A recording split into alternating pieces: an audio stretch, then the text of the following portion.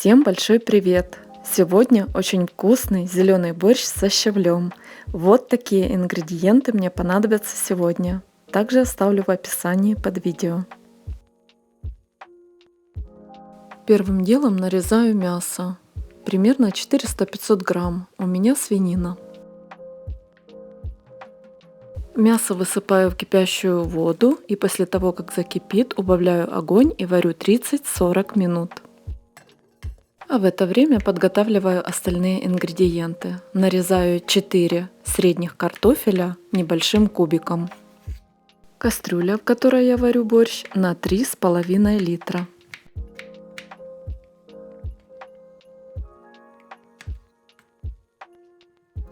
Затем на зажарку нарезаю лук.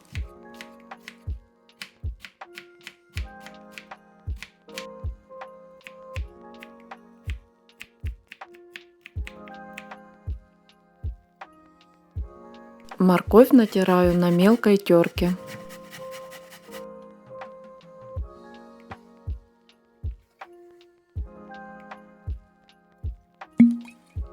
Мясо варилось 35 минут, и теперь засыпаю одновременно картофель и 0,5 стакана пшена. Пшено обязательно нужно промыть, затем залить кипятком и потолочь картофель мялкой, чтобы ушла вся горечь. Пока будет вариться пшено с картофелем минут 20, за это время нужно сделать зажарку. Сначала, как всегда, обжариваю лук минутки 3-4 до прозрачности, затем добавляю морковь и жарю все вместе. Сейчас можно посолить по вкусу и добавить лавровый лист 2-3 штучки. Когда образуется в бульоне пена, убираем ее ложкой. Зеленый борщ я варю не только с пшеном, но и с квасолей. Получается тоже очень вкусный. По этому рецепту я варю этот зеленый борщ уже давно. Так варили моя бабушка и моя мама, и я у них научилась. И, конечно же, не буду спорить, что существуют другие очень вкусные, достойные рецепты зеленого борща. Далее мелко нарезаю 2 отварных яйца.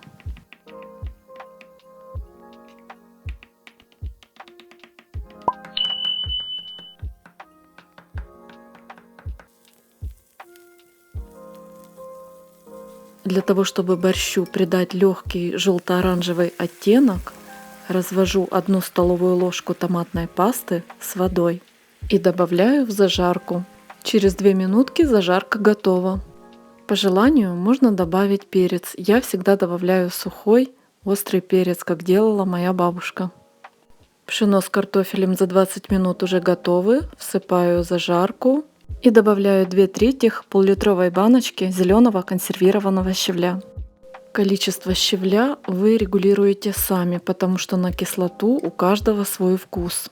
Для баланса вкуса можно добавить 0,5 чайной ложки сахара. И завершающий этап: засыпаю яйца, зелень сухую, петрушку и укроп, 2 минутки варю, выключаю и отставляю. Конечно, лучше всего, если борщ настоится пару часов, но я буду насыпать сразу. Борщ получился очень-очень вкусным. Бульон как раз не жирный, а такой как надо. По густоте тоже не сильно густой и не жидкий, как раз средний. В общем, такой, как я люблю и какой любят в моей семье. Такой же борщ я готовлю и со свежим щавлем. Но пока у меня была баночка консервированного, я решила приготовить и записать этот рецепт. Этот зеленый борщ будет очень вкусным со сметаной, молодым зеленым чесноком или луком. Ну а на этом пока все. Всем спасибо за просмотр.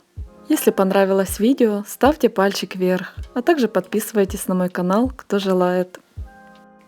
Всем приятного аппетита и хорошего настроения. И до следующих вкусных рецептов. Пока-пока.